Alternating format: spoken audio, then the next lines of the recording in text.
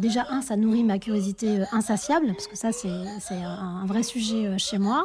Et deux, ça me permet de fomenter des plans pour construire de nouvelles façons de percevoir le monde. Nouveau récit. Au moment où je démarre ma vie professionnelle, je me conforme à ce qu'on attend de moi. C'est-à-dire que je surperforme systématiquement, pensant qu'on attend de moi que je surperforme. Sauf qu'en fait, c'est pas pour autant que j'épouse complètement la cause des endroits où je suis. Nouveau récit. Il y a toujours eu un projet, il y a toujours eu une manière d'aborder les choses dans les endroits où j'étais qui me reliait en fait à l'engagement et à la lutte contre l'injustice. Vraiment, ça, c'est très fort en moi. Je ne saurais pas te dire d'où ça vient, mais moi, je ne supporte pas en fait l'injustice. Parole publique. Nous avons toutes et tous une histoire à raconter, une cause à défendre, une voix à faire entendre. Je suis Fouad Souak et Nouveau Récit est un podcast produit par Parole publique. Bonjour Elsa D'Acosta. Bonjour. Comment vas-tu ? Bien, écoutez toi. Ouais, écoute, super. Je suis très content en fait de te recevoir sur le Nouveau Récit. Comme je te le disais précédemment, d'habitude je commence de manière un peu plus informelle. Ok. Cette fois-ci, j'ai commencé par un bonjour Elsa. Elsa, même si je peux me permettre. Elsa. Elsa, absolument. C'est vrai, c'est la prononciation portugaise. Hein. Oui, et même, absolument. Ouais, mon père est portugais, mais surtout, en fait, c'est même une règle de français. Alors, ça m'a valu de me faire remarquer. Après un L, c'est vrai que... un S entre deux consonnes. Ouais, un escar, en fait. Exact. Oui, enfin, on ne comparera pas. On dira plutôt insubmersible, tu vois, c'est déjà beaucoup plus c'est quand même beaucoup plus charmant. Ouais, c'est sûr. Mais qui sait, je serais peut-être l'escar de ceux qui j'espère nous pas. Non, pas du tout. Non, au contraire. Et alors, donc, je commence. Tu as fait une carrière de journaliste, et on va y revenir. Hein. Mais en vérité, là, je suis très intéressé, en fait, par te poser une question sur la manière de débuter ces podcasts. Est-ce que tu penses qu'il vaut mieux commencer de manière informelle, ou plutôt formelle, plutôt classique, ou plutôt décontractée ? J'ai envie de te retourner la question. C'est comme tu le sens. Je suis en face de toi. Toi, tu me vois. Est-ce que tu as plutôt envie d'être formelle ou informelle ?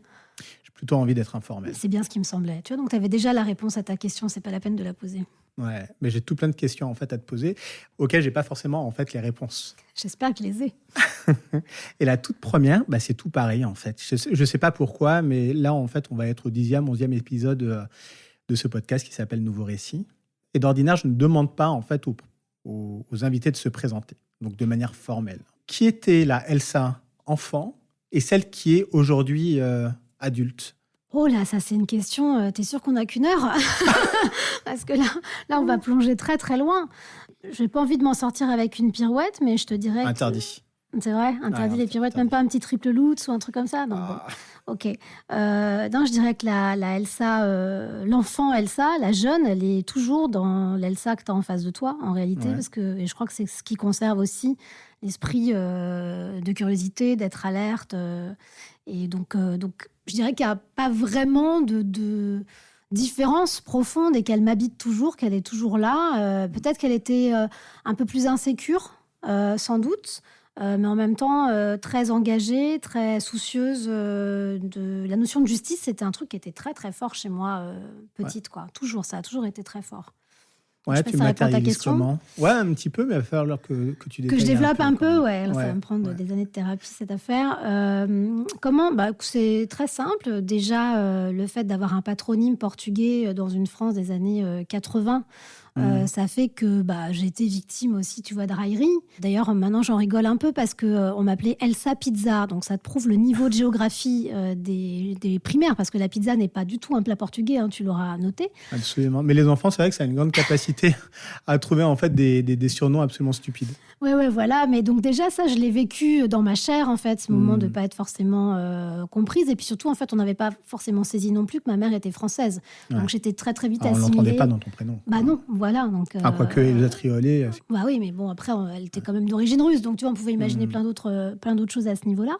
Mais toujours est-il que d'Acosta, voilà, ça m'a permis d'être même pas d'être consciente, mais d'expérimenter la notion de la différence flagrante par un patronyme et de parfois de se sentir un peu exclu ou rejeté. Donc, la seule manière que je pense j'expérimentais pour m'en sortir et d'être acceptée, c'est d'être une élève irréprochable à l'école.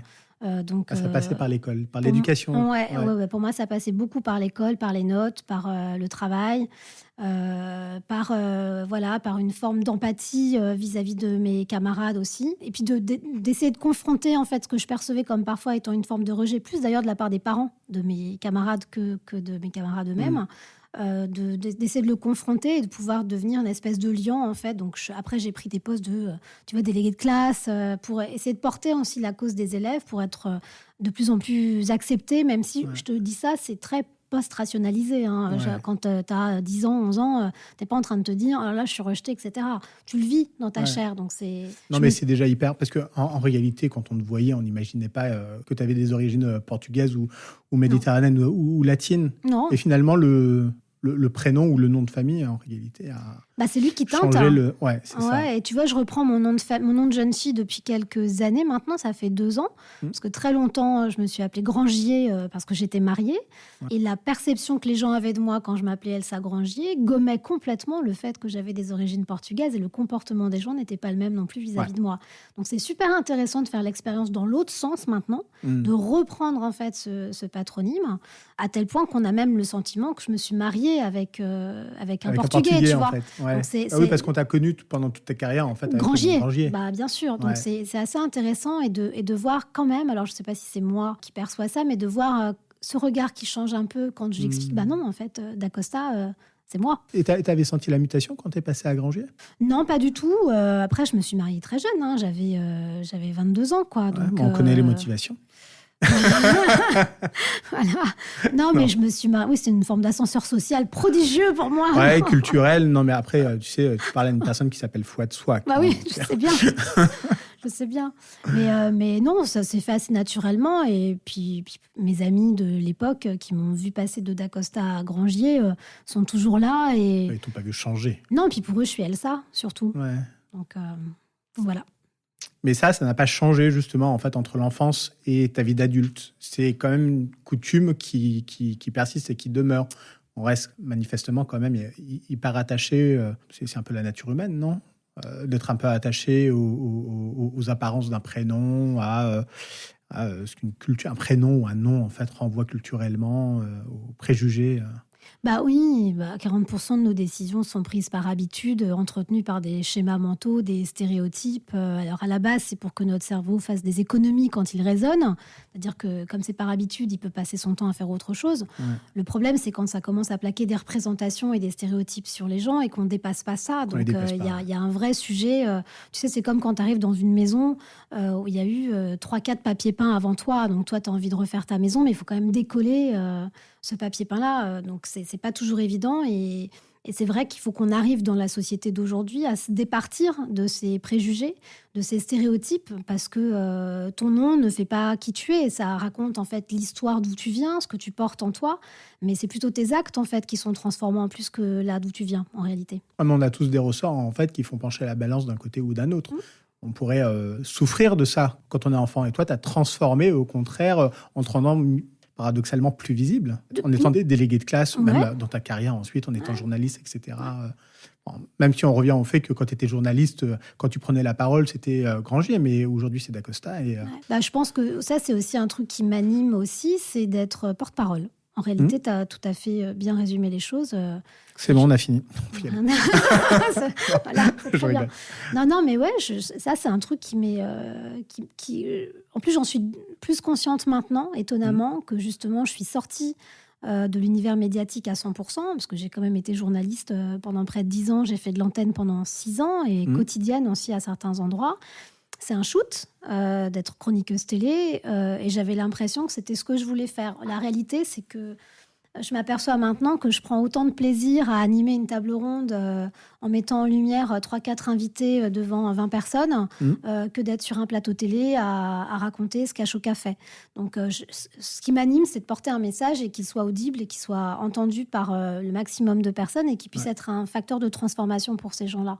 Donc, je te dis ça maintenant, ça n'a pas toujours été aussi mais c'est parce que simple. Tu as le recul, quoi. Ouais, j'ai le recul, et puis parce qu'il y a des environnements qui m'ont manqué, et donc j'ai essayé de comprendre pourquoi ils me manquaient, ces environnements-là. Est-ce que c'était pour les bonnes raisons? Et donc, je me suis aperçue de plus en plus que quand j'étais sollicitée pour aller animer une table ronde ou un événement et que je rencontrais de nouvelles personnes, des acteurs de terrain, des associatifs, des politiques, des patrons d'entreprises, des gens comme ça dont on parlait jamais et qui étaient prodigieusement engagés, investis. Déjà, ça nourrit ma curiosité insatiable, parce que ça, c'est un vrai sujet chez moi. Et deux, ça me permet de fomenter des plans pour construire de nouvelles façons de percevoir le monde. Plus que moi, tu vois, d'être en mode ego trip, à dire oh là, qu'est-ce que je suis merveilleuse dès que je suis devant un micro ou devant une caméra. Je sais que je sais le faire, je sais que parfois je le fais bien, même très bien, mais c'est pas pour autant que ça me suffit en réalité. Moi, j'aime quand il se passe des choses après, quoi. Mais je m'aperçois quand même, en fait, en regardant ton parcours, et tu as le présenté un petit peu, que tu as cheminé pour en arriver là. Tu as eu quand même plusieurs vies, mais qui sont plutôt des strates qui se sont cumulées vers une meilleure connaissance de toi. Ouais, je pense, et ça s'est fait de manière assez naturelle. Souvent, j'ai essayé de trouver un fil conducteur à des moments où, en fait, je pense qu'il n'y en avait pas encore, ou en tout cas, c'était pas aussi apparent que ça. Aujourd'hui, je suis quand même très contente d'avoir eu que j'ai 3 grandes périodes dans ma vie professionnelle, tu vois. Ouais. J'ai une période d'acteur, de directrice marketing dans le privé, donc dans des boîtes, dans des entreprises traditionnelles. Après, j'ai fait 10 ans de journalisme avec de l'antenne, mais aussi une partie entrepreneur très forte. Et là, j'attaque une troisième partie qui est plus dans l'univers des associations. Et quand je changeais, et puis même quand j'étais dans le privé, on reviendra sûrement dessus, je changeais régulièrement d'endroit à une époque où, en fait, c'était pas les parcours qui étaient privilégiés. On ne changeait pas d'entreprise tous les 3 ans quand j'ai commencé à travailler. Ouais. Et vis-à-vis de mon entourage et de mes proches, en fait, on avait l'impression que je faisais des sauts de puce et que j'étais papillonnais un peu. Voilà. Et quand on parle aujourd'hui des générations de slashers, et moi aujourd'hui qui suis en plus un employeur de jeunes générations, c'est quand même très compliqué de faire de la rétention de talent au-delà de 3 ans en vrai. Donc ça devient un peu la norme. Et moi, j'étais, entre guillemets, un peu en avance de phase, donc parfois en décalage aussi, en ne comprenant pas pourquoi on pouvait dire ça de moi. Et comment tu le ressentais? Comment tu l'expliquais? Qu'est-ce qui te motivait justement, en fait, à partir d'un poste à un autre? L'ennui. Ah ouais.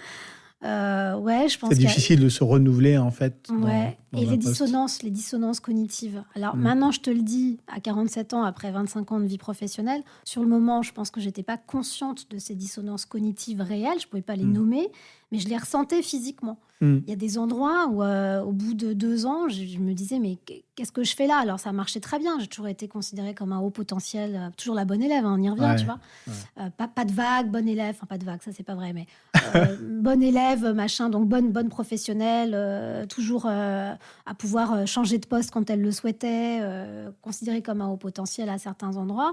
Et pour autant, je me disais, en fait, non, à quoi je sers? Qu'est-ce que je fais? Ça va pas. Tu vois, oui, ta potentialité, en fait, elle était identifiée dans l'entreprise, mais toi, tu l'identifiais pas, en fait, en société.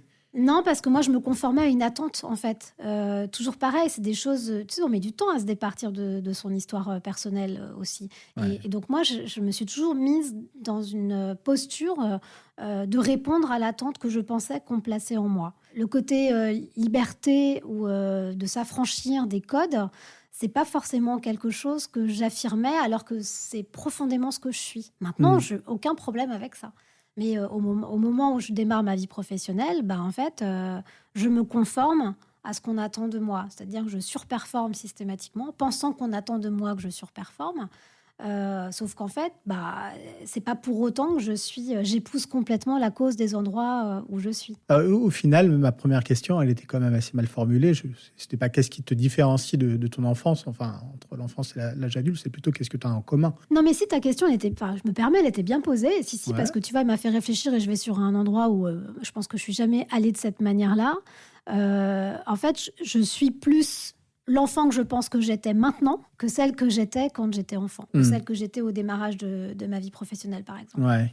Tu vois ton enfance de plus haut. Ouais, et puis je pense que j'aurais rêvé être... petite fille, j'aurais rêvé être la personne que je suis maintenant. Donc ça veut dire en fait que t'as pas perdu d'illusion, tu as atteint en fait un peu cette vision idéale que tu avais enfant. Ouais, alors bon, la vie est un chemin, donc je pense Ouais. que je suis pas complètement arrivée. Enfin, je suis pas à mon point d'arriver encore Non, à t'en mon es loin. sens. Ouais, Ouais, ouais, je pense. j'espère.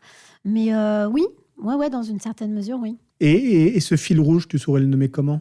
L'engagement. Ouais, l'engagement, parce que je m'aperçois qu'il y a toujours eu des moments, malgré l'éloignement, quand on voit sur le papier de ce que j'ai pu faire, il y a toujours eu un projet, il y a toujours eu une manière d'aborder les choses dans les endroits où j'étais qui me reliait en fait à l'engagement Mm. et à la lutte contre l'injustice. Vraiment, ça, c'est quelque chose, c'est très fort en moi. Je ne saurais pas te dire d'où ça vient, mais moi, je ne supporte pas en fait l'injustice. D'accord, mais laquelle d'injustice? Tu saurais un peu la désigner, là? Bah, je te parlais de plaquer des représentations sur Ouais. les gens sans les connaître. Ça veut dire de ne pas avoir un traitement équitable entre les différentes personnes. Je te donne un tout petit exemple. J'étais en sixième. Ma prof de géographie, Madame Mérès, m'avait mis un 18/20, mais j'avais fait une erreur dans une question. C'était sur les Noria, la manière dont on irrigue le désert à certains endroits. Et ma copine Cécile Quéhin, qui était nettement moins bonne élève que moi, tu vois, je me souviens des noms, Ouais. donc c'est pas anodin, ça t'a c'est marqué, vraiment hein. ça m'a marqué, qui avait fait la même erreur que moi. La prof avait mis 50 points d'exclamation en disant « Et pourquoi pas planter des salades en plastique non plus ?» Tac, tac, tac. Et je vois sa copie, je vois la mienne, on avait écrit quasiment la même chose. Et je suis allée voir Madame Mérès et j'ai demandé à ce qu'elle écrive la même chose que ce qu'elle avait écrit à Cécile. C'est vrai. Tu vois. Ah, Et génial. elle l'a très mal vécu parce que j'étais déléguée de classe. Elle a dit, mais une déléguée de classe ne fait pas ça. Et moi, je dis, je crois qu'une déléguée de classe, professeur justement, ne elle fait fait pas pas ça, ça. quoi. Enfin, Ouais. tu vois. Donc, c'est des trucs comme ça, en Très fait. bien. Moi, ça. Et toi, de te raconter, ça me colle des frissons parce que je l'ai vécu. En fait, on peut le lire de différentes manières. C'est le fait de ne pas trouver ça équitable, que Cécile n'est pas, enfin que j'ai pas le même commentaire que Cécile sur ma copie. Mais il y a l'autre chose Alors même qui que était, tu avais une super note. alors que même j'avais une super note. Et on peut le lire d'une autre manière, qui était, je ne voulais pas me faire plus remarquer que ça, parce que comme moi j'avais 18, alors qu'elle avait, je sais pas, peut-être 11, un truc comme ça. Donc je sais pas où est-ce que se situe mon la curseur dissonance, perso. en fait, dont tu Ah ouais, mais parlais, moi hein. c'était pas, voilà, ouais. c'était pas possible. Je suis pas, en fait, méga friand, tu sais, des podcasts qui mettent un petit peu en avant les expériences de celui qui anime. Mais ce que tu dis là, moi, ça me... Ça te parle? Ah oui, ça me parle. Bon, Moi, je suis friand quand j'écoute d'avoir aussi Ah l'expérience de ceux qui posent les questions. Donc, vas-y, sens-toi je libre. peux y aller Bah oui. Ah, je suis en terminale.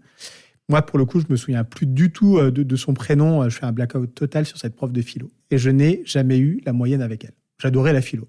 Vraiment, j'adorais ça. Mais je n'ai jamais eu la moyenne. Je comprenais pas. Alors après, c'est vrai que, moi, j'avoue, j'ai toujours été un petit peu dilettante, tu vois, un petit peu au fond de la classe, un peu insolent, à poser des questions, en fait, qui font éructer les profs. Ouais. Donc, pour le coup, je dois dire, en fait, que je n'ai jamais eu vraiment le comportement. Alors, peut-être qu'on me dirait que c'était mérité, mais ce que l'on mérite, en fait, c'est le fruit de son travail. Absolument. Et il s'avère qu'un jour, elle m'a filé un sujet à faire à la maison. Et ce sujet-là était dans un anabac. C'était vraiment exactement la même chose. Okay. Donc, j'ai bûché, je peux dire formellement que j'ai triché. J'ai écrit donc la disserte en fait, d'un professeur agrégé de philosophie dans ma copie.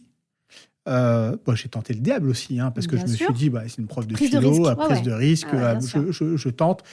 En fait, soit ça me vaut un 20, soit ça me vaut un 0. Ça m'a valu un 11. C'est énorme. C'est énorme. Elle a noté un prof d'agrégé 11. Donc en fait, c'est moi qu'elle a noté, c'est pas ma copie. Non. Mais là, elle s'est dit, bon, je peux pas lui mettre sous la moyenne comme d'habitude parce qu'il y a quand même du contenu et de la forme, mais quand même, comme il me revient pas Ouais. trop, je vais juste lui mettre un point au-dessus de la moyenne. Mais Et qu'est-ce comment qu'on tu l'as fait vécu, toi? Ah non, mais ça m'a désengagé encore beaucoup plus. Mais de ces cours, pas de la philosophie, de mon intérêt pour ça. Et puis bon, il s'avère en fait que j'ai eu une excellente note au bac. J'ai dû avoir 15 ou 17, un truc comme ça, enfilé. Et je m'en rappellerai toute ma vie. En fait, la question, c'était la vérité se définit-elle par le pouvoir de dire non? C'était ça. Bref, mais qu'est-ce qu'on fait contre ça, en fait, au bout du compte? Qu'est-ce qu'on fait contre ces injustices? Comment, en fait, un élève ou un adulte, alors qu'il est soit super collaborateur, soit super élève, et qui fait face, en fait, à des supérieurs hiérarchiques ou alors même à des interlocuteurs, je ne sais pas, un entrepreneur qui fait face à un investisseur qui a le meilleur projet et, en fait, sa tête ne lui revient pas, ou je ne sais pas, on fait quoi? Il y a plusieurs options. C'est la première, essayer de faire comprendre... alors, Pas toujours frontalement, parce qu'avec certaines personnes, c'est peine perdue. En tout cas, en ne se départissant pas de son engagement, parce qu'il n'y a rien de pire que ce que tu as raconté. Alors, heureusement que c'était que de ses cours à elle, que tu t'es désengagé et pas de la philo. Mais pense à tous ceux, pour le coup, qui se seront désengagés de plein d'endroits. Ouais, donc, des maths, du français, même sûr. en fait, quand on est très jeune. Donc non, c'est résister. En tout cas, d'essayer de ne pas continuer à prêter le flanc à une assignation à être, parce que c'est ça en fait qu'elle te renvoie, c'était assigné à être cette personne-là qu'elle a décidé que tu étais. Or, c'est pas le cas.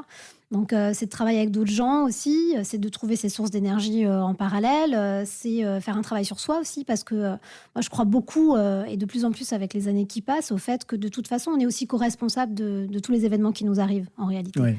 Donc, il y a évidemment l'imagerie collective, plaquer les représentations, tout ce qu'on veut, mais il y a aussi la manière dont ces représentations-là, elles nous teintent dans notre comportement vis-à-vis de certaines personnes. Et tu t'apercevras que, d'ailleurs, heureusement qu'il n'y a que cette prof-là, mais une phrase ou une question que tu vas me poser à moi va susciter chez moi quelque chose que tu ne soupçonnes pas, mais qui va générer une réponse qui ne sera pas du tout la même qu'une autre personne, même si ce n'est pas une question qui concerne uniquement son parcours professionnel. Absolument, donc, c'est émetteur-récepteur en permanence, et dans un système, il y a toi, moi, et il y a la relation qu'on tisse tous les deux, qui est aussi un élément de ce système-là.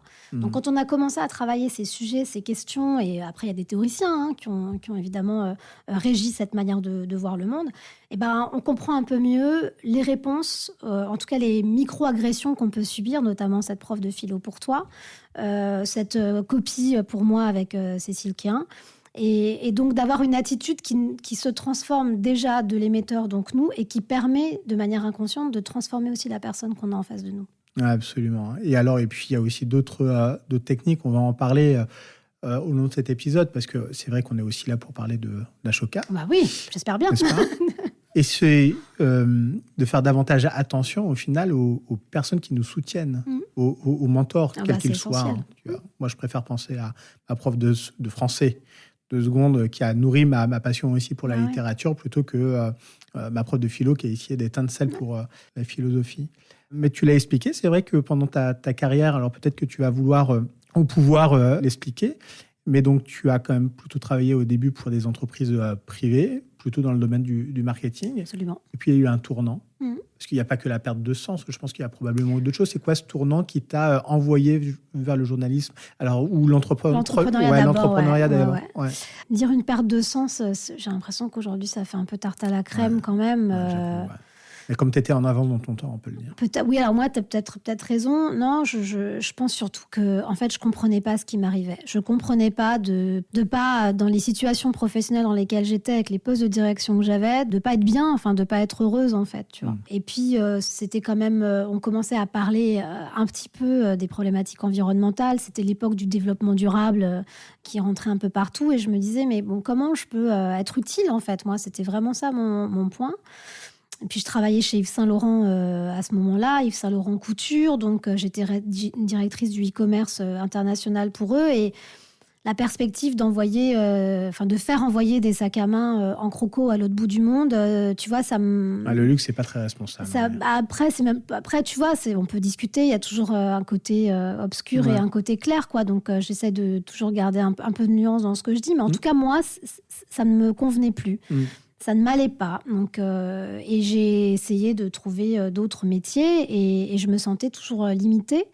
C'est un peu comme le casting de la vache qui rit, tu vois, t'es trop ci, pas assez ça, machin. Donc, je ne trouvais pas d'endroit où je pouvais être pleinement moi. Et j'avais toujours voulu être journaliste. Mais ça, c'est venu beaucoup plus tard là, dans la concrétisation. Donc, j'avais même pensé à ce moment-là à refaire une formation de journaliste. Et puis bon, je venais d'avoir ma dernière fille, donc j'ai 3 enfants. T'es plus non plus dans la même temporalité d'individu, c'est-à-dire que t'es mère de famille, t'as des enfants en bas âge, il y a aussi une réalité économique qui s'impose à toi, et pour autant c'est un cri tellement énorme en toi de te dire il faut que je trouve un endroit où je vais être bien, que la seule planche de salut que j'ai trouvée, puisqu'il n'y a pas d'endroit qui veut de moi, je vais créer l'endroit qui va vouloir de moi, donc je vais créer mon entreprise. Et c'est comme ça que j'ai créé ma première entreprise qui s'appelle avidemaman.com, qui avait pour but de faire un genre de TripAdvisor du parent, mais côté citoyen. C'est-à-dire que c'était les consommateurs qui notaient les produits pour essayer de transformer le discours marketing que moi, j'avais servi pendant 10 ans dans mes autres entreprises et qui influençait en fait les décisions d'achat. Ouais. Donc la notion d'influence, c'est quand même aussi quelque chose qui est très lié qui est très présente dans mon parcours. Donc, je monte cette entreprise, mais avec pas du tout la conscientisation d'être une femme entrepreneur, tu vois, à l'époque. Donc, Pourquoi? Parce qu'en fait, je crois que j'ai jamais eu le sentiment. Alors, ça va être assez énorme ce que je vais te dire et assez peut-être désarçonnant, mais j'ai jamais eu le sentiment d'être une femme, en tout cas d'être assignée à un genre. Ouais. Moi, je me sens profondément un être humain. Ce qui n'a rien à voir avec ma sexualité ou quoi que ce soit. Ouais, Tu vois, c'est pas comme ça que je le perçois. Donc, je n'ai jamais vu le fait d'être une femme comme étant un obstacle ou un accélérateur. Oui, mais comme tu n'as jamais vu, en fait, une partie de tes origines, hein, ou ton nom de famille, en fait, comme un obstacle ou un accélérateur. Non. D'où la confrontation au monde réel, où en fait, il te le renvoie bien que c'est un problème, tu vois. Ah ouais. Mais sauf que quand t'as... là, j'avais 32 ans quand j'ai monté ma boîte, quand je vais chercher des fonds et que je me retrouve devant 50 personnes, 50 business angels à pitcher... Tous des hommes. Hein. Que des hommes blancs, plutôt âgés... et que j'explique avidement, je sais pas si t'imagines le truc quand même. Ouais, ils sont loin, ils sont très très loin. Voilà, et t'expliques que c'est parce que t'as eu l'épiphanie, parce que t'as 3 enfants, donc t'as compris qu'il y avait un sujet sur la consommation, blablabla. Mais les gens en face de toi, ils doivent se dire, ok, en fait, elle s'est pas tricotée, sinon elle aurait vendu ses pulls sur un site de e-commerce qu'elle aurait créé. Donc elle a monté un site d'avis consommateur. Donc, et c'est le fait de ne pas transformer. Je le vivais plus comme un échec personnel. Je n'ai pas été assez loin, ou je n'ai pas assez bien pitché, ou je n'ai pas assez expliqué ma stratégie, plutôt que on plaque une représentation sur cette jeune femme, qui est en fait une femme, qui a un site de femme. Nous, on n'y connaît rien. Et puis... donc, tu vois, c'est maintenant mais ce que qui je est me rends aussi compte. ce qui est aussi peut-être la réalité, tu vois. De toute façon, en fait, la réalité n'est jamais si noire ou blanche. Ouais. La question, probablement, c'est celle de comment tu fais, en fait, pour péter les plafonds de verre, malgré ces représentations. Mais je l'ai fait sans m'en rendre compte, en fait. Tu vois, je l'ai fait parce que je pense que j'ai une grande... Étonnamment, j'ai une grande confiance en moi et assez peu d'estime de moi. C'est-à-dire que, je sais que je suis compétente. T'as pas peur, en fait, de te péter la gueule, en fait, devant des gens, quoi. Non, j'ai même... Enfin, je sais pas si c'est un défaut, une qualité, mais j'ai rarement peur. J'ai rarement peur parce que ou alors je suis peut-être animée d'un truc un peu paranormal, tu vois, de me dire je suis toujours aidée par quelqu'un ou quoi que ce soit, mais non. En revanche, évaluer le résultat de mes actions, alors ça, je suis nulle de chez nulle. C'est-à-dire, je sais pas te dire si ce que j'ai fait, c'est bien. Et d'ailleurs, c'est un peu le problème, c'est que c'est la course à l'échalote. Non, c'est la course à l'échalote en permanence. Quand j'ai fait un truc énorme pour les gens, bon, moi, comme c'est fait, bon, finalement... c'est pas si énorme que ça, donc je vais chercher le truc encore plus gros et je peux donner l'impression d'être un peu, warrior, Amazon, alors que je suis pas, je ne me perçois absolument pas comme ça. Donc je renvoie une image de quelqu'un très successful, alors que moi je ne me perçois pas du tout comme ça, tu vois. Ouais. Est-ce que c'est pas un truc aussi très commun aux entrepreneurs justement et aux personnes qui essaient de changer profondément les choses? Parce que si tu avais conscience de la difficulté ou de la hauteur de la marche, tu te dis, en fait, j'y vais pas. C'est trop dur, enfin, je m'en rends pas compte. Alors que si tu n'as pas peur de te casser la gueule et de te prendre un mur, tu fonces. Peut-être, mais je crois qu'on n'a pas tous les mêmes sous-jacents quand on est entrepreneur. Hein. Je pense qu'il y a des hommes, des femmes aussi d'ailleurs, qui ne sont pas animés de la même... Enfin, on n'est pas tous animés de la même flamme quand on veut changer profondément la société. Hein. D'ailleurs, tu le vois. Tu le vois dans les traitements managériaux de certains entrepreneurs sociaux vis-à-vis de leurs équipes. Tu le vois dans une forme d'égomania aussi parfois, dans une héroïsation qui devient aussi très lourde à porter pour eux. Donc, il y a un sujet de fond. Moi, non, je pense qu'en fait, il y a un côté chez moi aussi frais que décontenançant. Je pense. Hein, que tu as toujours. De moins en moins. Enfin, de moins en moins. Je lutte un peu. J'essaie de me dire que non, ce que je fais, c'est vraiment bien. Tu vois, tous les matins, je me dis, non, quand même, là, tu as fait un truc bien et sois-en consciente et célèbre, sois fière. Sois fière. Puis j'ai des enfants, donc j'ai aussi envie qu'ils soient pas... qu'ils ne vivent pas ce que j'ai vécu de cette espèce de dissonance entre le côté estime de soi et confiance en soi. C'est vraiment deux données très différentes. Hein. En plus, c'est une grosse mission d'essayer de transmettre à ses enfants une confiance en soi. Confiance. Confiance, c'est important en fait, de toujours se dire quoi qu'il se passe, de toute façon, je retomberai toujours sur mes pattes. Ça, je trouve que ça, c'est important. Et on prend une décision, c'est pas grave, tout ira bien. Oui, et puis de toute façon, le monde est tellement incertain par essence que même quand tu penses que tu as pris la bonne décision, tu peux toujours avoir un autre événement qui va arriver, qui te déroutera de ce que tu pensais être la bonne voie. Donc, L'idée, c'est surtout de rendre les gens adaptables. C'est pour ça que c'est important d'avoir confiance en soi. Pour être adaptable, en fait, au monde qui change tout le temps. Ça, tout le temps. Regarde là, la minute qui vient de se passer, elle n'existera plus jamais. Donc, ça a déjà changé, en fait. Si, grâce grâce au podcast. On pourra se la repasser en boucle. Non, mais tu vois, c'est des trucs. Et ça, tu peux pas en être conscient quand tu as 20 ans, 25 ans, 30 ans. C'est pas possible, en fait. En fait, on s'aperçoit quand même que tu as réussi à avancer grâce à cette confiance en toi. Ouais, qui n'était pas, encore une fois, consciente. Mais maintenant, avec le recul, c'est ce que je me dis, Et parce que c'est lié aux compétences, c'est important pour moi. C'est-à-dire que la confiance, elle est liée à la maîtrise de techniques. Donc, comme je sais que je sais bien écrire, je sais bien gérer un projet, je sais bien avoir de la créativité. Voilà, ça, je sais, tu vois, quand on me demandera un boulot qui sera relatif à ça, je saurai faire. Après, te dire, est-ce que ce sera 20 ou 11 tout le monde tu ne sais pas l'auto-évaluer. La plupart du temps, on met plutôt 20 ou 18.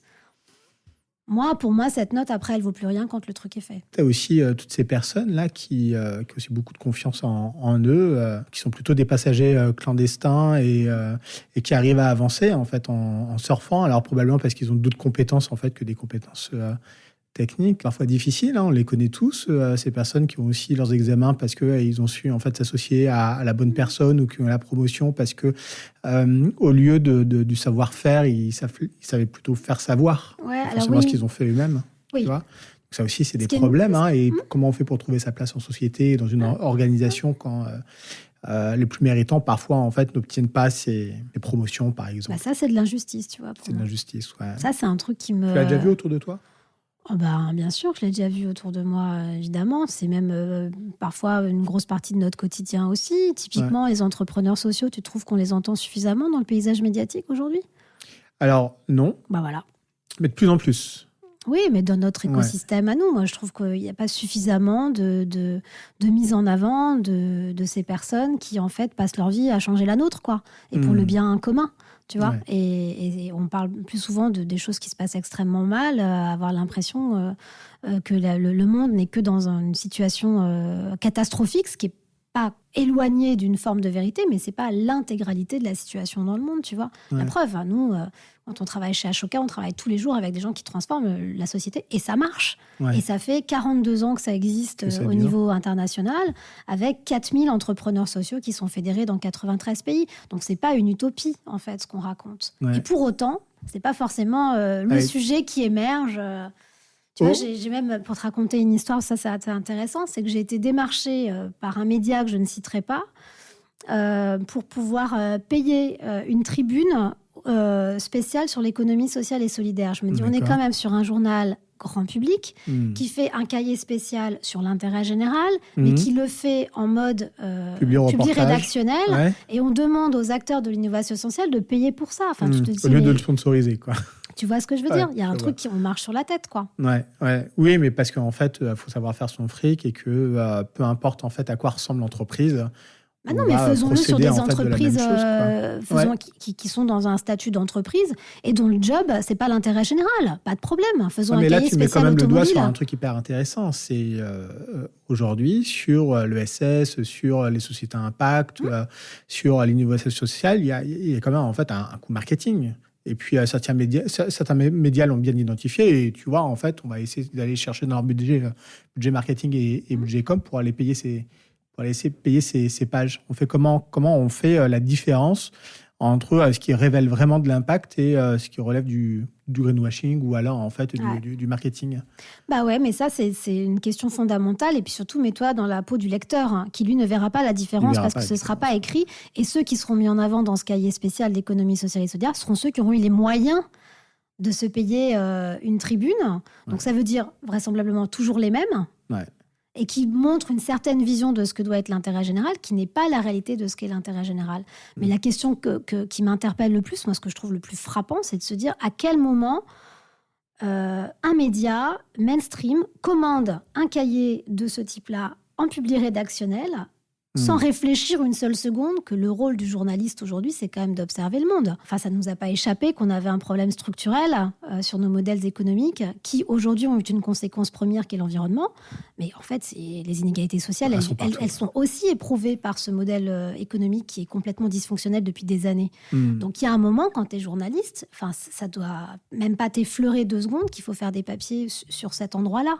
Mais est-ce que c'est parce que les médias n'ont pas encore réfléchi en fait à ce modèle avec ces nouveaux paradigmes ? Je pense qu'il y a un problème de connaissance du sujet. Je pense que l'économie sociale et solidaire, c'est une espèce de magma assez confus aussi. C'est pas simple de se repérer entre les coopératives, les SCOP, les entrepreneurs sociaux, les associations. Il y a un peu un mélange de lexique qui est pas simple, et donc il faut y passer du temps. Mais j'ai envie de te dire, comme la problématique du réchauffement climatique, il y a 40 ans, quand personne ne s'occupait de ce que racontait Haroun Tazieff, ou il y a même encore 20 ans, les rapports du GIEC que personne ne lisait. Parce qu'on avait l'impression qu'il y avait une barrière à l'entrée qui était technique, donc on ne va pas sur ces sujets-là. Donc ça, c'est une première étape. Deuxième étape, je crois que les acteurs de l'innovation sociale, donc ESS, n'ont pas privilégié la dimension communication et marketing justement pour vulgariser un peu leur discours. Donc il y a un truc où en fait, c'est la tour de Babel, quoi. Tu vois, les journalistes ne parlent pas la même langue que les acteurs qui aimeraient être mis en avant.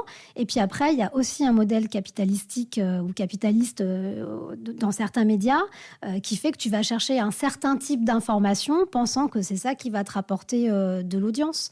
Albert Camus, en 1945, quand il fait son édito dans Combat, il me dit, voilà, on a l'impression, en 1945, tu vois, ça s'est passé du temps. Il dit, voilà, on a l'impression qu'en fait, les gens veulent voir du sensationnalisme du soir au matin. C'est faux, ça fait juste 20 ans qu'on leur sert la même chose, on est en train de les habituer. Avec le temps qui a passé depuis toutes ces décennies, ça n'a fait que s'accroître, et les réseaux sociaux sont aussi de formidables caisses de résonance pour systématiser ce type d'informations. Oui, mais tu vois, c'est vrai que lorsque tu réfléchis un petit peu aux médias qu'on pourrait qualifier de positifs, il n'existe pas réellement. Il y en a un qui a été créé il n'y a pas si longtemps qui s'appelle AirZen de mémoire et qui se positionne spécifiquement justement en fait sur l'information positive.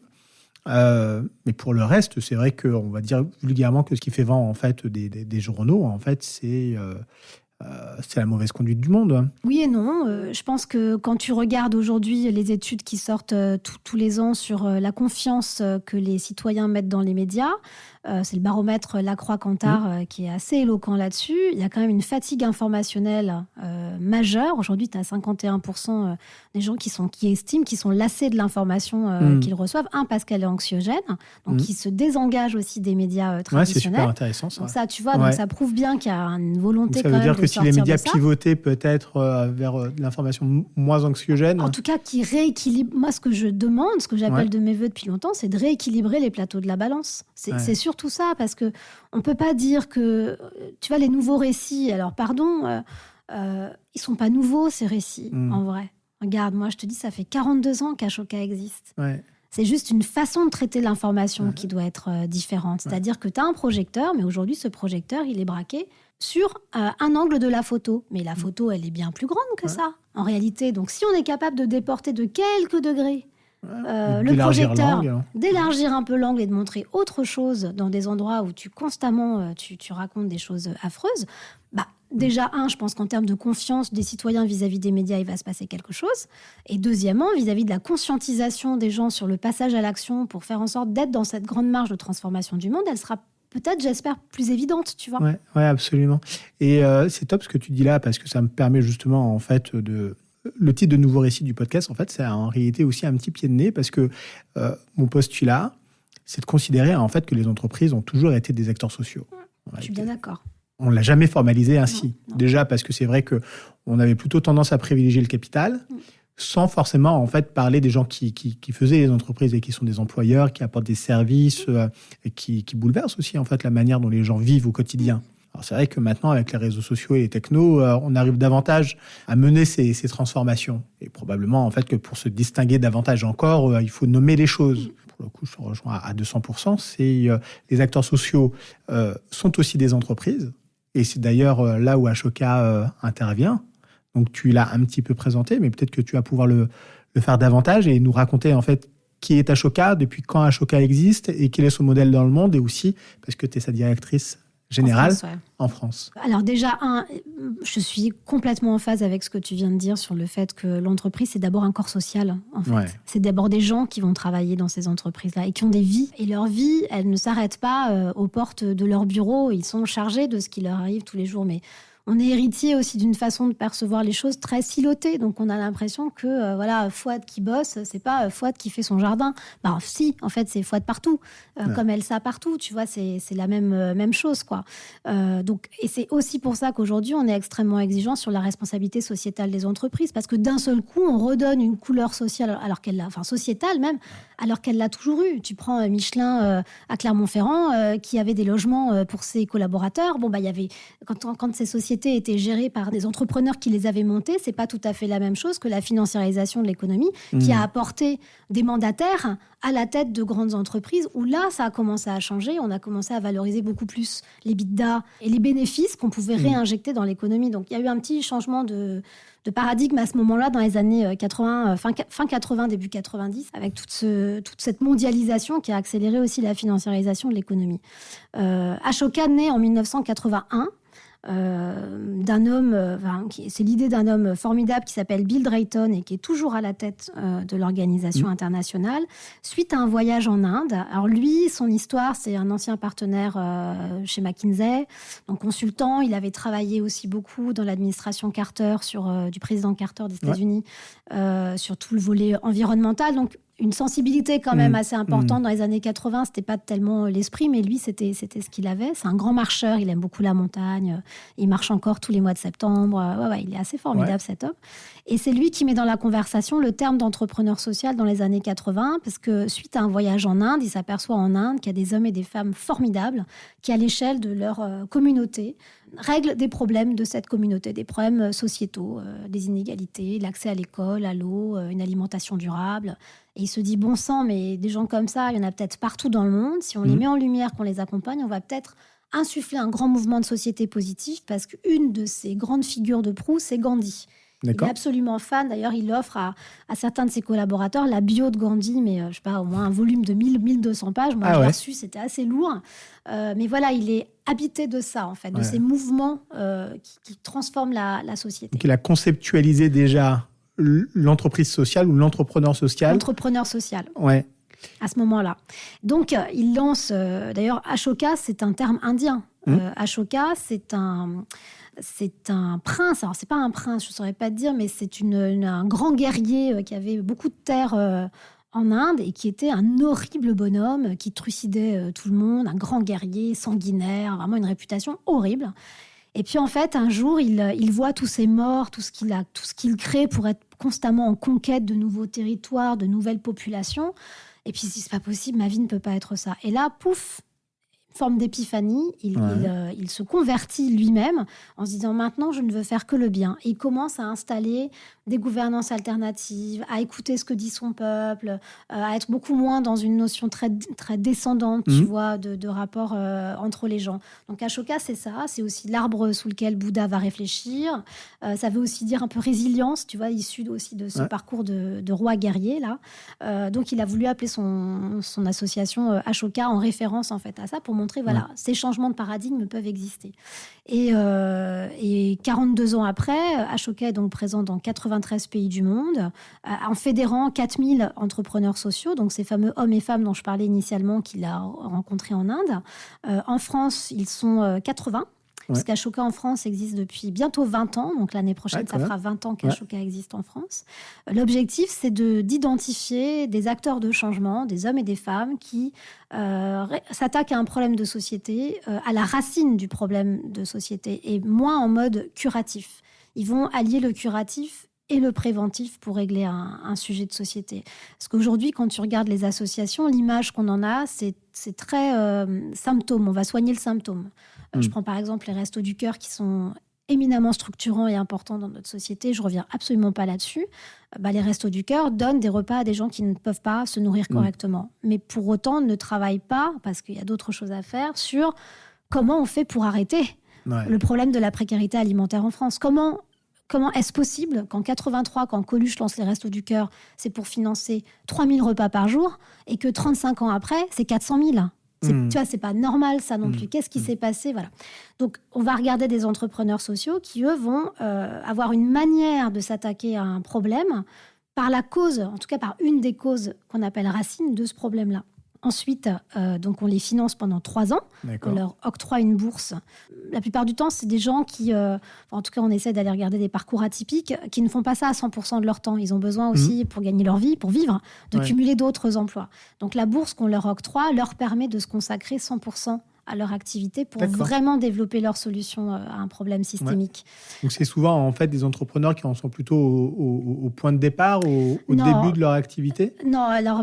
Il faut déjà qu'il y ait une forme d'impact qui ait été démontrée quand même pour nous. Il faut que la théorie soit passée à la pratique quand même un petit peu. Donc ça ne va pas être de l'amorçage, ça ne va pas être des gens qui montent leur association, ni des gens qui ont 2 ans, sauf s'ils ont un impact majeur au bout de 2 ans, ça peut arriver, mais c'est quand même relativement rare. Parce que quand tu t'attaques à un changement de système, ça ne te prend pas 2 ans de changer, en tout cas d'avoir déjà un impact significatif sur la transformation d'une mentalité, d'une représentation.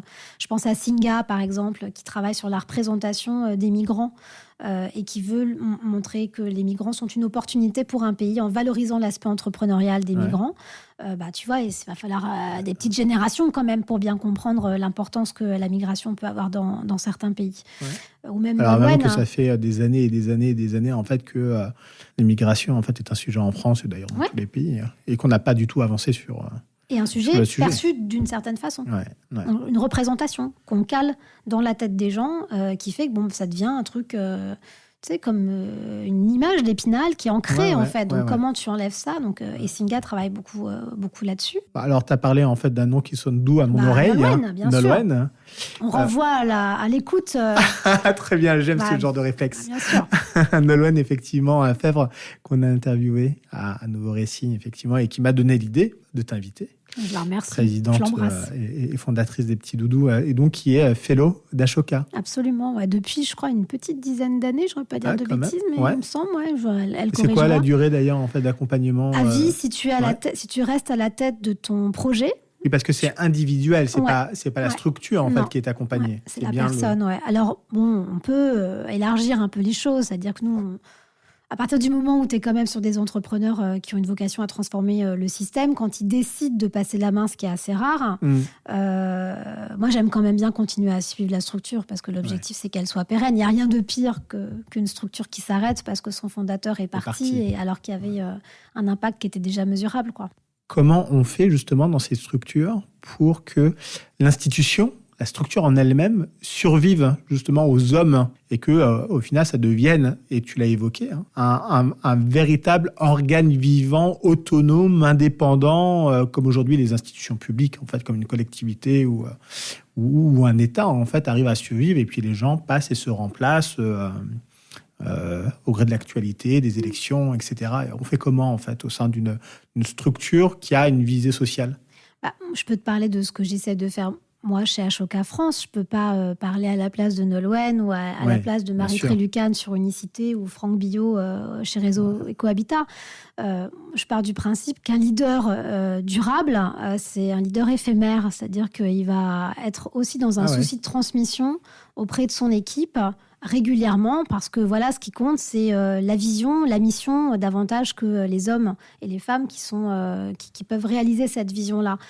C'est pas simple, parce qu'on a tous envie de nourrir notre petit Narcisse aussi, et on est très content de se dire que si on est arrivé là, c'est grâce à moi, toi, machin, etc. La réalité, c'est qu'en fait, on est de passage quand même. Ça, tu vois, j'enfonce un peu une porte ouverte, mais c'est bien de se le rappeler de temps en temps parce qu'on a tendance à l'oublier.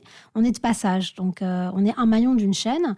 Et si l'objectif, c'est de faire en sorte de faire advenir une société qui soit plus juste et plus durable, notre objectif, c'est de la faire advenir, cette société, et pas de nous faire advenir à travers cette société. Alors, je te dis ça, il y a des jours où c'est plus compliqué que d'autres parce que les blessures personnelles, les affronts, l'énergie dépensée, et on n'est pas tous égaux devant la manière de dépenser de l'énergie pour faire un projet. Mais moi, je dirais que voilà, c'est vraiment un leader qui va être en transmission, qui va savoir bien s'entourer. Ça, c'est fondamental. Et bien s'entourer, ça veut dire non seulement d'un point de vue organique dans sa structure, mais aussi auprès des structures d'accompagnement. Et c'est là où Ashoka joue un rôle auprès des entrepreneurs sociaux qu'on accompagne, parce que ce sujet de la transmission pour faire en sorte que l'impact systémique il soit réel, c'est-à-dire qu'on transforme la société profondément, On le rappelle régulièrement en fait à l'entrepreneur social, déjà en lui expliquant que, il faut qu'il prenne soin de lui. Donc prendre soin de lui, ça passe par déléguer aussi. Ouais, donc c'est fondamental, déléguer. Et puis moi je pars du principe que celui qui fait a toujours raison. Donc ce ne sera jamais fait comme toi tu l'aurais fait, mais il a fait. Donc il y a un moment, voilà, c'est ça qui compte. On ne peut pas être partout. Et c'est aussi comme ça qu'on donne de l'autonomie et qu'on met en place une forme d'héritage de la mission qu'on a envie d'accomplir au sein d'une équipe qui est en constant mouvement, comme tout. Alors, est-ce que ça, c'est pas justement en fait une partie au moins, et tu vas peut-être me donner encore une fois cette définition de l'entreprise à impact, parce que moi, c'est un vrai questionnement. Mais est-ce que au moins en partie, l'entreprise à impact est au moins au minimum une entreprise effectivement, et tu l'as dit, qui se transmet en fait. C'est une entreprise dont on sait qu'elle survivra en fait à son fondateur, puis ensuite en fait à un repreneur, puis ensuite encore à une succession en fait de personnalités qui tenteront de répondre à la mission de l'entreprise, et puis ensuite de s'assurer en fait que son impact grandisse à la fois, encore une fois, dans le temps, mais aussi géographiquement. Je dirais qu'une organisation à impact, c'est une organisation qui n'a pas vocation à durer. Ah ouais ? Non, parce que si elle a de l'impact, on espère que le changement de société, il est advenu. Tu vois, si on va beaucoup plus loin dans l'idée. Donc, elle doit constamment réfléchir à cette manière de percevoir les choses pour aller chercher des alliés qui vont être capables de déployer parfois plus fortement qu'elle, la vision et la mission qu'elle a mis dans ses statuts ou dans sa façon de percevoir le une fois sujet. que le problème de société en fait est réglé, on passe à autre chose. Quand je te dis ça, je te fais une petite pirouette qu'on aime beaucoup dire. Moi, ce qui me rendrait très heureuse, c'est que Ashoka n'existe plus. Ça voudra dire que j'ai résolu tout le problème du monde. Et il y a un petit côté Miss France quand je te raconte ça. La réalité, c'est que c'est assez juste. Après, je pense que on aura passé d'une vie, d'une génération pour le faire advenir. Mais une entreprise à impact, c'est en tout cas tel qu'Ashoka le conçoit. Je suis pas en train de donner une définition pour tout le monde. C'est une entreprise qui a le souci permanent de transformer la vision qu'on a sur un problème. Donc ça veut dire que si on transforme la vision qu'on a sur un problème, on transforme les acteurs qui sont co-responsables de ce problème-là, qui sont aussi co-responsables de la solution. Parce que parfois, tout à l'heure, je te disais, toi et moi, c'est un système, en fait. Toi, tu es un élément du système, moi aussi, et notre relation, c'est un élément de ce système-là aussi. Donc, on s'aperçoit parfois qu'en transformant légèrement une posture, une façon de faire, ou un individu dans ce système-là, avec un effet domino, on peut faire advenir une solution qui est pérenne, quoi. En fait, ce que tu es en train de me décrire, c'est un petit peu la psychanalyse de l'entreprise et de la société, quoi, en fait. Mais tu sais que je pense que s'il y avait des cours de psychanalyse dès l'école primaire, on n'en serait pas là aujourd'hui. Là, on parle des cours d'empathie. Je pense qu'on fait tous les entrepreneurs devaient être des lacaniens. Non, je pense que tous les entrepreneurs devraient en fait s'interroger sur ce qui les pousse à être entrepreneurs. Voilà, quels sont les drivers qui sont en chacun. Est-ce que c'est la reconnaissance ? Est-ce que c'est la cause qui te dépasse ? Est-ce que c'est le fait d'avoir envie de te différencier ? Est-ce que on est tous héritiers, en fait, on est tous les produits de notre propre système familial qui lui-même est le produit d'un héritage. Donc, si on ne va pas creuser un peu en profondeur sur les histoires qui nous lient, chacun, plus que celles qu'on nous lit, d'ailleurs, tu vois, ça c'est aussi un point intéressant, je pense qu'on restera dans une forme de superficialité à résoudre ces problèmes-là. Tu vois, ça fait 2 ans et demi que je suis à la tête d'Ashoka. Alors, j'ai toujours été très sensible à la psychanalyse, à la psychologie des gens, aux grandes figures, en fait. Tu vois, même les afro-dictateurs, j'ai toujours été fascinée en me disant, mais qu'est-ce qui fait qu'on en arrive là ? Et quand tu vas chercher dans l'enfance, tu trouves en fait des raisons. Non, mais c'est pour ça.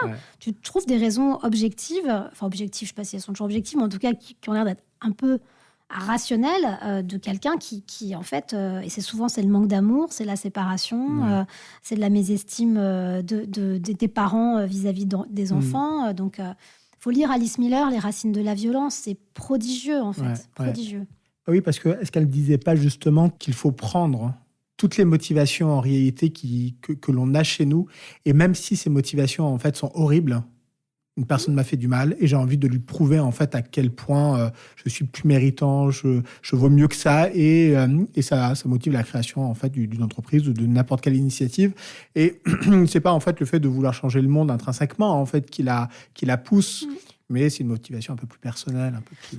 Souvent, c'est ça. Tu sais, le process d'identification des fellows Ashoka nous permet d'avoir une qualité de relation avec nos candidats assez impressionnante et d'aller creuser dans leurs histoires personnelles. Comment tu les trouves, justement? Déjà, la meilleure rapporteur d'un fellow, c'est un fellow, quoi. C'est-à-dire qu'en mode cooptation, comme ils ont expérimenté le process de sélection de notre côté, souvent, ils savent qui peut être systémique ou pas. Donc ça, c'est une bonne façon de faire.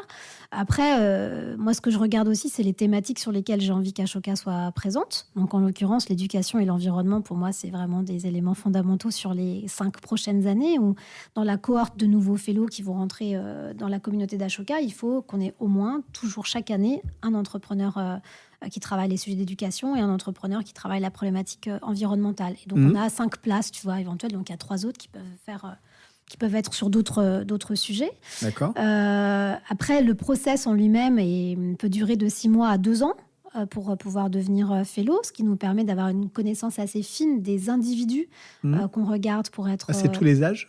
Ouais, tous les âges. Tous les âges, de 18 à, je sais pas, peut-être 45, 50 ans. Alors, on pourra aller plus loin. Jusqu'à présent, ça ne s'est pas trouvé. Mais comme on est là depuis 20 ans, ceux qui avaient 45 ans il y a 20 ans, aujourd'hui ont 65 ans. Donc, on a aussi des fellows qui ont 65 ans aujourd'hui et qui sont toujours à la tête. Qui sont toujours accompagnés. Toujours accompagnés.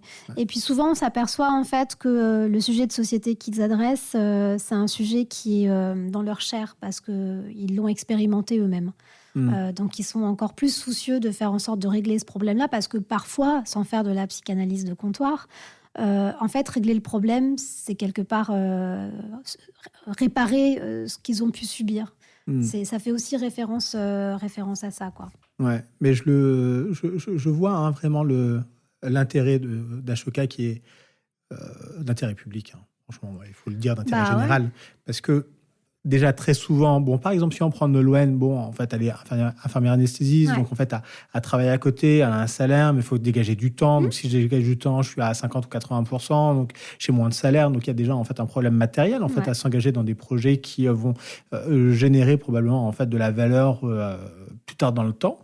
Donc, ça, c'est une vraie limite. Et puis, une autre personne, qui est une personne admirable et qui a d'ailleurs fait l'objet aussi d'un autre enregistrement qui s'appelle Didier Nicolas, il investit énormément d'argent en fait, dans la création d'un parc naturel éducatif. C'est comment on fait pour sensibiliser en fait, les enfants au vivant, à la biodiversité, à mieux s'alimenter. Comment on fait également en fait, pour réconcilier les consommateurs au monde paysan. Il a mis vraiment beaucoup d'argent dedans. Et pourtant, il ne s'est pas versé 1 centime pendant 3 ans. Mais il faut qu'il bouffe quand même, il faut qu'il vive. Alors même en fait qu'il a un montant d'investissement conséquent, il s'est dit en fait qu'il n'y a pas 1 centime qui manquerait en fait à la création de son projet. Et là, je me dis, en fait, Ashoka, c'est un truc qui c'est formidable pour ce genre de profil en fait. Oui et non. C'est sûr que j'imagine qu'il a quand même trouvé une économie pour lui parce que Carrefour fait pas crédit quand tu vas faire tes courses, tu vois. Donc, il y a un moment, tu as quand même besoin d'avoir un minimum de salaire. Et je trouve que c'est pas non plus un bon message que de montrer qu'un dirigeant de ce type de projet ne doit pas être rémunéré. Parce que après, tu peux te référer aussi à la notion de valeur. Et c'est-à-dire, ça voudrait dire, tu vois, si on tire le trait, qu'en fait, son travail n'a pas de valeur. Alors, nous, on le voit de notre prise pour dire, oh là là, mais il y a un côté sacerdotal, c'est fantastique. Sacrificiel, etc. Oui, bien sûr que ça, c'est indéniable. Après, je ne suis pas sûre que c'est ce qu'il faut qu'on renvoie non plus aux jeunes générations. Non, parce que tant qu'on n'arrivera pas à valoriser aussi les métiers qui sont les métiers d'acteurs de transformation, comme c'est le cas de cet homme, eh bien, on restera aussi avec un espèce de plafond concernant les carrières, qui sont des carrières d'intérêt général, qui sont quand même, ce n'est pas une surprise que d'annoncer ça, extrêmement sous-payées par rapport au reste, où on continue à sacraliser encore les carrières dans les univers beaucoup plus profitables, mais aussi qui ne sont pas dans le sens de l'intérêt général. Donc ça, je ne suis pas sûre que ce soit un bon message. Donc c'est ce que nous, on lui dirait. Après, je vois ce que tu veux dire sur... Oui, parce qu'il faut du temps pour créer de la valeur, quand même. Parce que son parc, par exemple, il faut... pour avoir un modèle économique, il faut d'abord qu'il soit ouvert. Bien sûr. Mais là, il est dans une logique qui est différente de la nôtre. Nous, chez Ashoka, nous recrutons, nous identifions que des associations. D'accord. Alors ça, c'était justement en fait une de mes questions. Ça n'est en fait Que des modèles associatifs. Absolument. D'accord, ok. Donc pas d'entreprise issue de l'ESS ou ce genre de choses. Non, pas non, c'est vraiment sur des associations en fait qui ont délibérément choisi un mode de gouvernance qui soit pluriel et aussi le fait de ne pas être dans un enrichissement personnel direct. Après, mais attention, je ne veux pas non plus montrer un tableau idyllique parce que c'est très compliqué quand même de vivre décemment quand tu montes une association parce que ton modèle économique, c'est pas le modèle économique d'une entreprise. Absolument. C'est-à-dire que tu n'es pas en train de vendre des produits, tu fais une marge et puis ça te fait parfois une capacité d'autofinancement.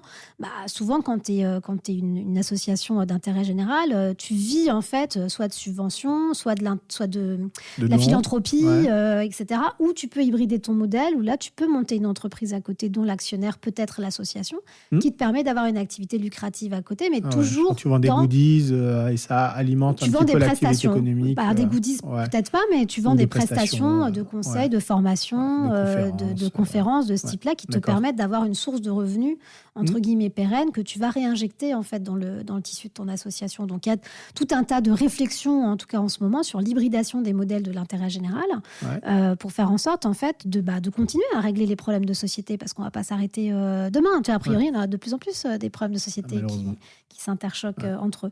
Donc, lui, on ne pourrait pas l'aider s'il a une structure type, tu vois, entreprise avec une SAS, des actionnaires, etc.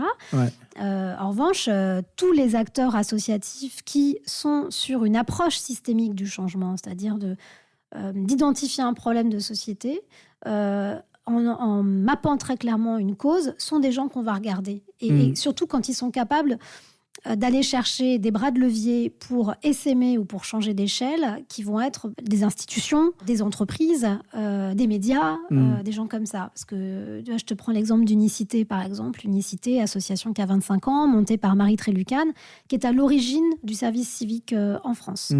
Cet exemple, il est assez intéressant. Marie Trélucane est en vacances aux États-Unis il y a 25 ans, et puis elle s'aperçoit que la notion d'engagement citoyen est beaucoup plus forte dans les universités américaines qu'elle ne l'est en France. Donc elle se dit, bon sang, c'est bien sûr, on va mettre ça en place. Pendant ce temps-là, Chirac est en train de réfléchir à l'arrêt du service militaire et il essaie de trouver une autre chose qui pourrait supplanter. Et donc, l'idée du service civique naît de la connexion entre les deux et c'est devenu une politique publique aujourd'hui. C'est un projet qui est soutenu par le projet de loi de finances. On a une agence du service civique national en France. On a même à côté de ça un institut de l'engagement qui n'est pas national, mais qui concerne l'élite des services civiques. Donc, il y a tout un... Et puis, Unicité continue à vivre aussi. Mais elle n'a pas arrêté sa mission. Non, mais là où c'est intéressant, c'est-à-dire qu'elle a cranté en termes de changement d'échelle à partir du moment où les services publics en ont fait une politique publique. Parce que si elle avait continué avec ses petits bras musclés à essayer de développer le service civique, je ne suis pas sûre qu'on en serait arrivé à ce nombre de classes d'âge aujourd'hui qui peut prétendre à aller en service civique entre 16 et 25 ans, quoi. Est-ce que c'est pas ça aussi le rôle d'Ashoka, c'est de permettre aux acteurs de changer d'échelle, de passer de local au national et du national au global? Notre rôle, c'est vraiment de faire en sorte que ces acteurs-là puissent faire advenir le changement qu'ils appellent de leur vœu. Ça, c'est un truc fondamental. Donc, ça veut dire qu'on met tout en place.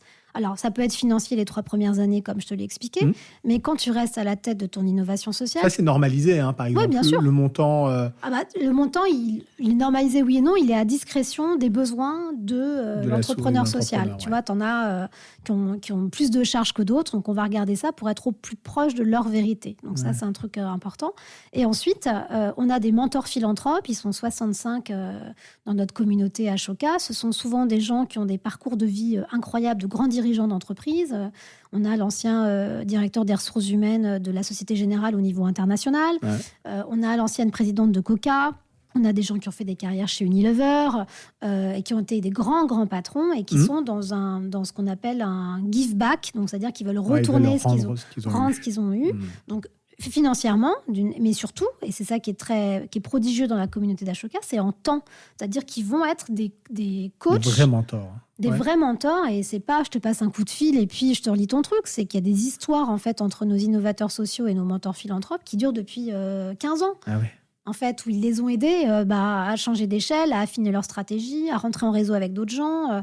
Et ça, en fait, ça vaut de l'or, quoi. Et notre troisième façon d'accompagner, c'est tous les partenaires pro bono, donc autrement dit des entreprises qui, elles aussi, veulent donner du temps à certains entrepreneurs sociaux. Donc, on a la chance de travailler avec Latam et Walkins, qui est un immense cabinet d'avocats, et qui a une équipe de pro bono d'une dizaine de personnes qui travaillent quasiment exclusivement sur les problématiques des fellows Ashoka. Et je te donne un exemple tout bête. Incroyable. J'ai un de mes fellows Ashoka un jour qui m'a dit, mais si moi j'avais dû rémunérer Latam et Walkins depuis le temps que je les sollicite pour mes problématiques juridiques, 300 000 €.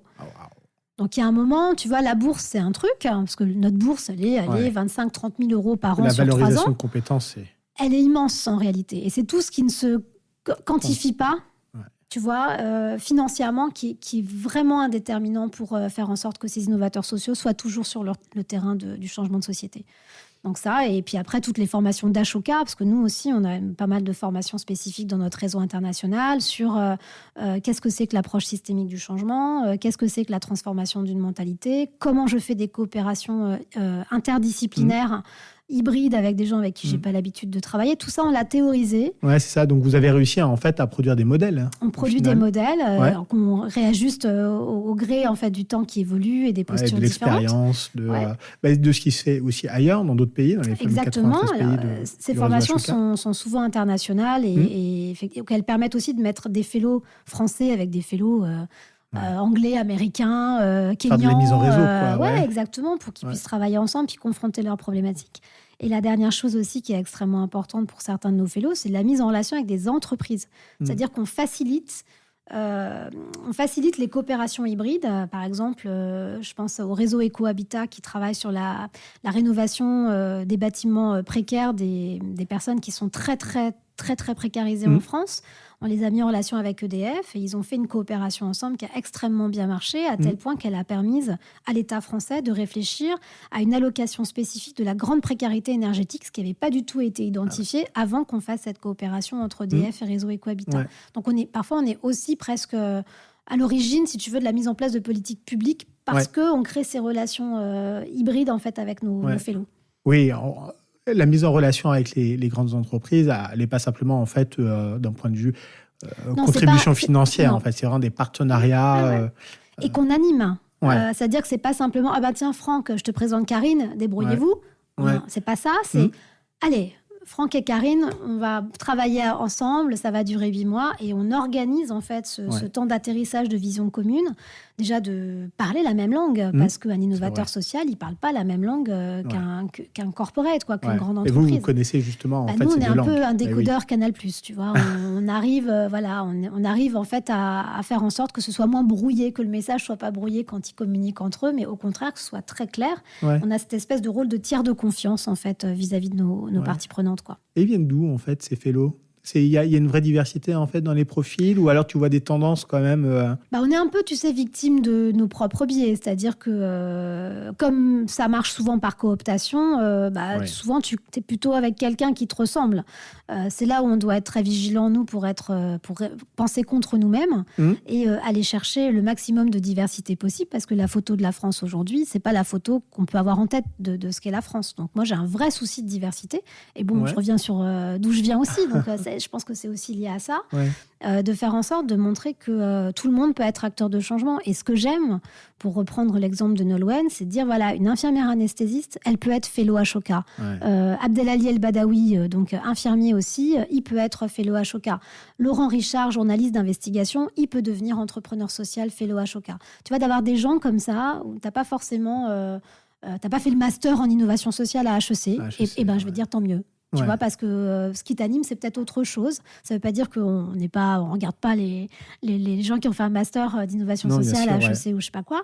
Mais moi, j'aime bien... C'est ce que tu disais, en fait, dans les profils atypiques aussi que vous recherchez à Ashoka. Oui, parce que, encore une fois, c'est une pluralité de visions. Il n'y a pas de voie royale, en fait, pour être entrepreneur social à Ashoka. Non, il y a être animé d'une envie de régler un problème de société, de mettre tous les moyens en place, d'embarquer les gens, en fait, d'avoir un leadership suffisamment puissant, ça veut pas dire fort, parler, c'est pas ça, c'est suffisamment puissant parce que tu es super aligné, qu'en fait, tu peux aussi bien embarquer un ministre que l'association du quartier avec laquelle tu vas avoir besoin de travailler pour vraiment un projet local, quoi. Ouais. Donc, c'est ce grand écart permanent parce qu'en fait, tu es un individu qui a un peu un truc particulier, quoi. Vraiment, tu vois, Nolwenn, tu la connais.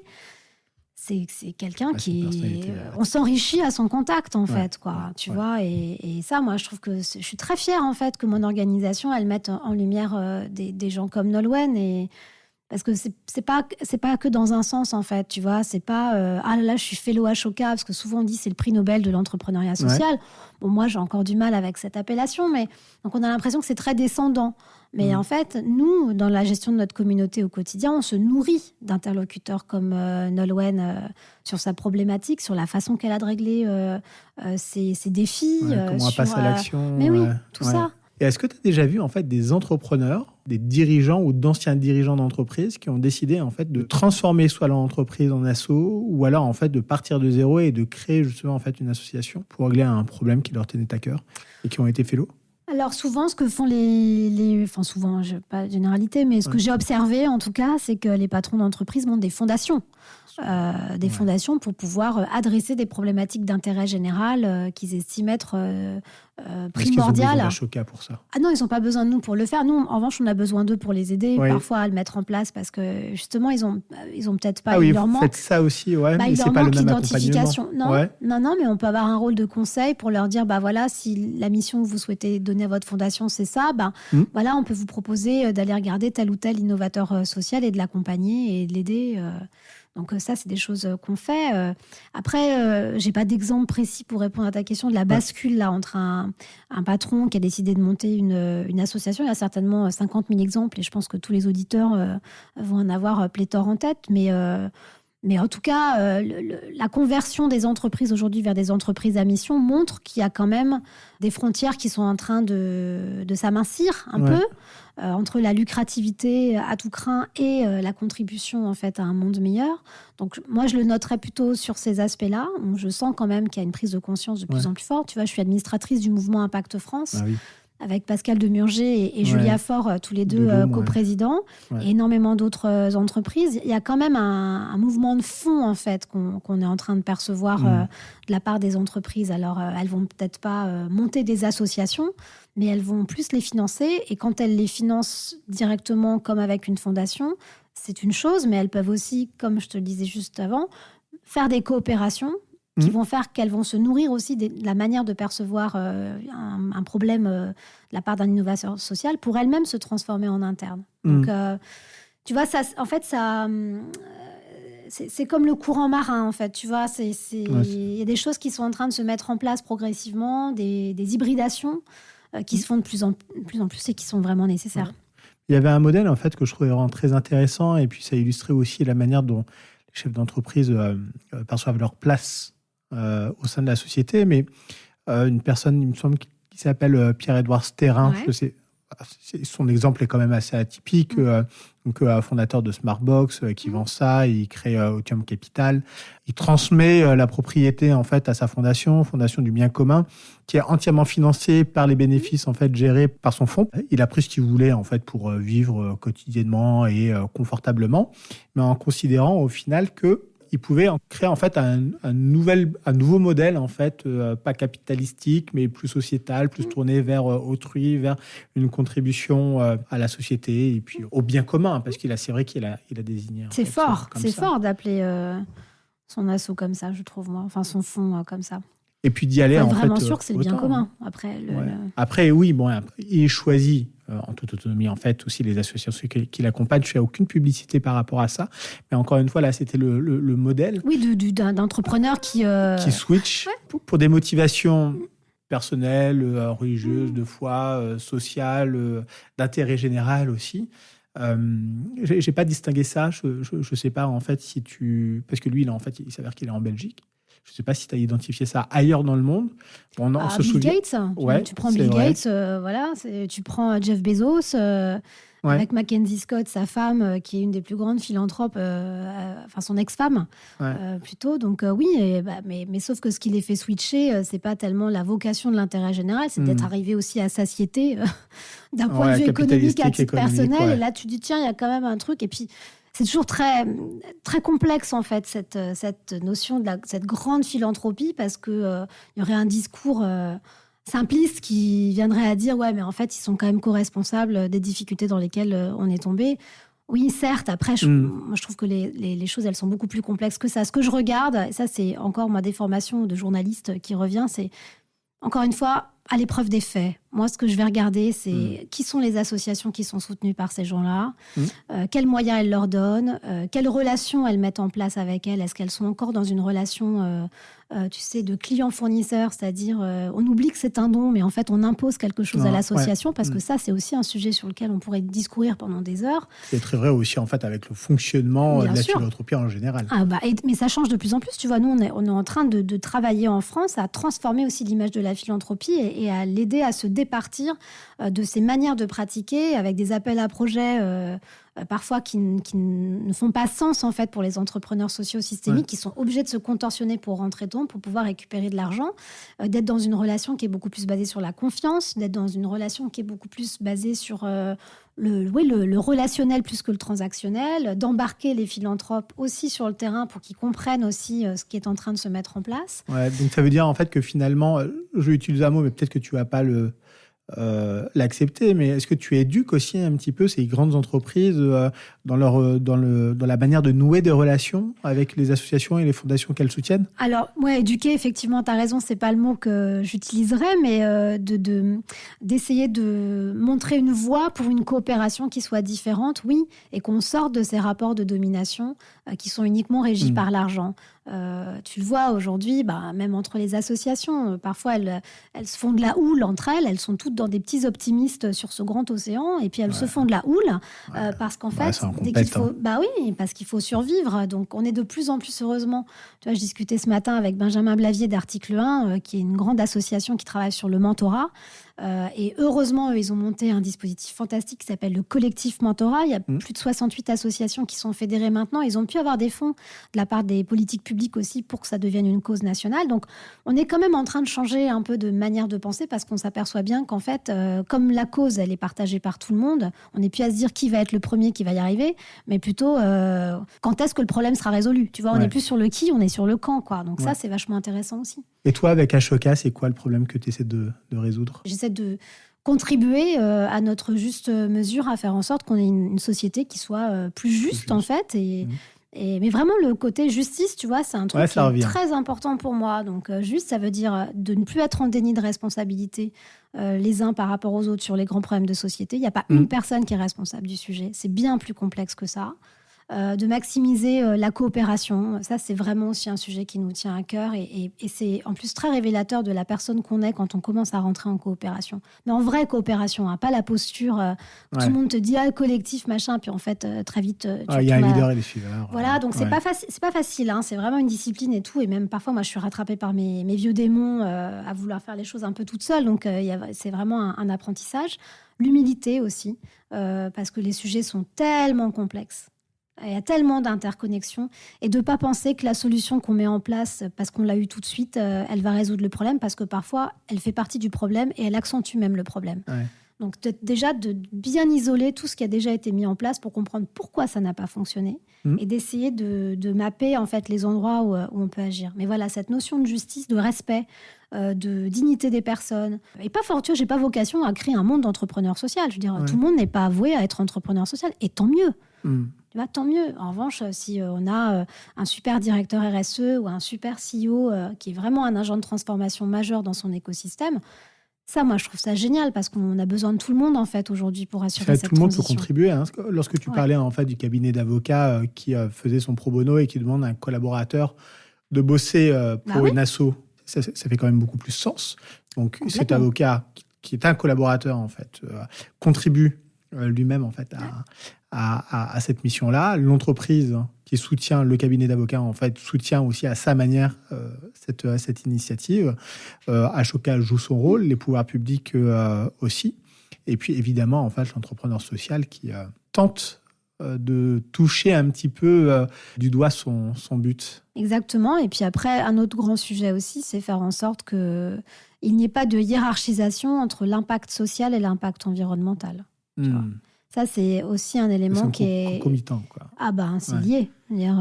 C'est vraiment lié. Et le danger dans lequel on peut tomber aujourd'hui parce que l'urgence est là, l'urgence nous fait ne parler que d'elle.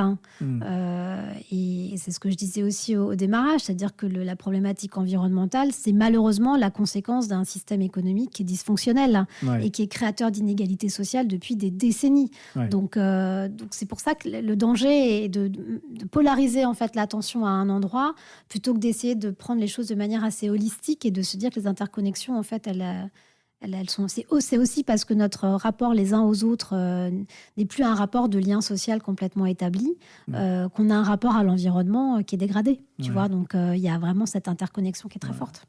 C'est vrai que si par exemple on pense au gaspillage alimentaire, c'est à la fois en fait un impact environnemental extrêmement fort, mais on peut penser évidemment à l'exemple que tu donnais avec le reste du corps et des personnes qui n'ont pas accès à une alimentation qui pourtant a été produite. Ou reprend par exemple le Nolwenn.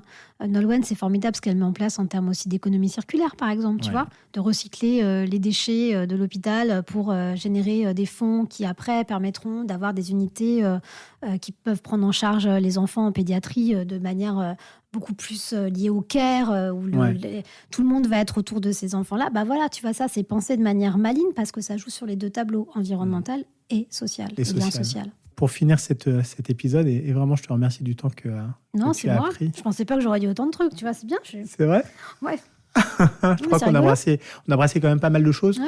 Moi, je suis toujours extrêmement frustré en réalité. On n'a pas parlé de jeunesse, mais on n'a pas parlé de jeunesse, on n'a pas aussi parlé spécifiquement d'éducation, même si on a pu. On n'a pas parlé aussi en fait du journalisme et du rôle. On l'a aussi un petit peu évoqué. Mais on a parlé évidemment en fait de la mission d'Ashoka. On a quand même parlé en fait de ce qui a t'a conduit, du changement du monde. Et je crois qu'il ne faut pas non plus en fait avoir peur des grands mots de changer le monde, parce que je parle souvent de changer le monde, mais à notre échelle. Et je pense que d'ailleurs c'est ce que les entrepreneurs sociaux font, et c'est ce que Ashoka leur permet de faire, c'est de changer d'échelle. Et pour finir, tes objectifs avec Ashoka là, dans les prochaines années, qu'est-ce qui te drive, hein ? Est-ce qu'il y a au moins un point d'étape que tu t'es fixé ? J'en ai 3, donc c'est continuer à maximiser l'impact de notre communauté, donc avec tout ce que j'ai détaillé préalablement. Le deuxième, c'est contribuer à faire émerger une génération qui soit actrice de changement. Donc ça veut dire vraiment être soucieuse de ce qui se passe autour de la jeunesse et de leur donner Faut qu'on reprenne rendez-vous pour en parler. Pour qu'ils soient adaptables et adaptés en fait à l'incertitude permanente du monde. Donc ça, c'est un gros sujet pour nous.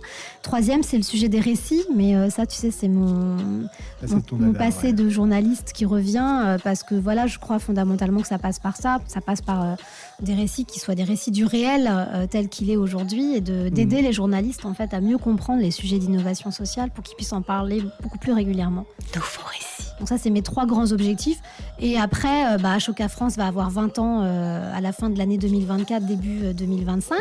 Donc, donc ça veut dire que ça va être une belle célébration. Donc ça va être l'occasion de se dire à quoi Ashoka France a contribué en France sur les 20 dernières années, et surtout à quoi Ashoka France a envie de contribuer sur les 20 prochaines années.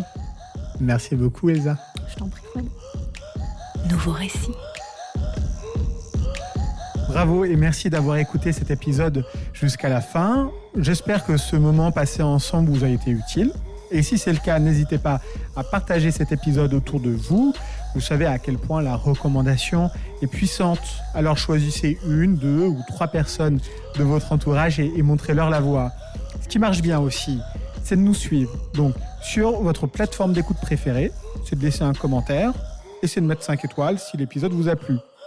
Et si vous avez des idées ou des remarques à nous adresser, ou si seulement vous avez envie de nous envoyer un petit mot doux, faites-le à l'adresse suivante: bonjour@parole-public.fr. Vous pouvez également vous inscrire à notre newsletter sur notre site internet www.parole-public.fr. Tous les mois, vous y retrouverez du contenu inspirant et le lien vers le nouvel épisode du podcast.